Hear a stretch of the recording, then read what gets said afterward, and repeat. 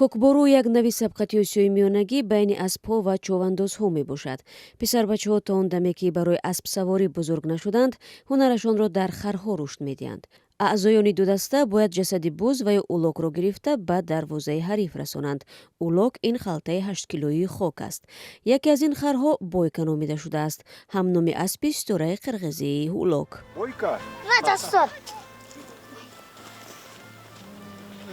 Бойка. номи хари ман бойка аст. ана ин навиштаҷот. чаро бойка? аз рӯи хислаташ. ин мисли бойка аст? бале медавад. ту ӯро меомӯзонӣ? бале ман ҳамин ҳоло бо ӯ машғул шудам. ӯро имрӯз ба ин ҷо овардам. барои ҳамин ҳам ба ин одат накардам. вай аввалин харе нест ки ба ин сабқат медарояд.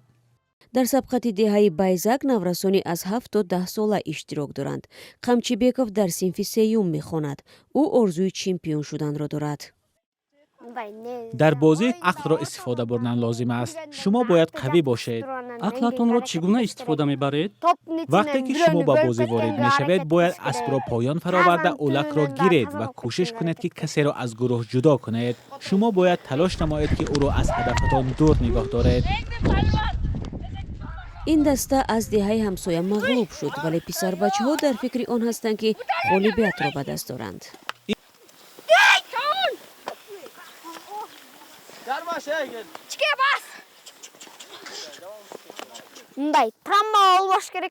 ин чиз поятонро аз маҷрӯҳ шудан ва ё шикастан муҳофизат мекунад. ман шимамро дар дарунаш гузоштам. бародаронам низ бозӣ мекарданд. ин аз онҳост. оё барои шумо хурдтар карданд?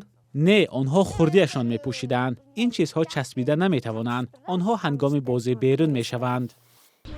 барои он ки хар пирӯз шавад, бояд алаф ва истироҳати хуб дошта бошад. мо онҳоро ба муддати 1 соат истироҳат медиҳем. баъд чӣ кор мекунед? баъдан онҳоро дар назди алаф мебандем.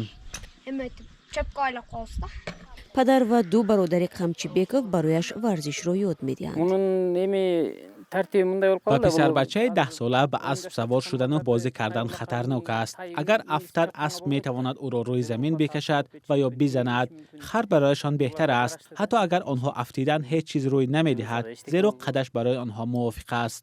ин бозингарони наврас умедворанд ки дар оянда дар бозиҳои минтақавӣ иштирок мекунанд.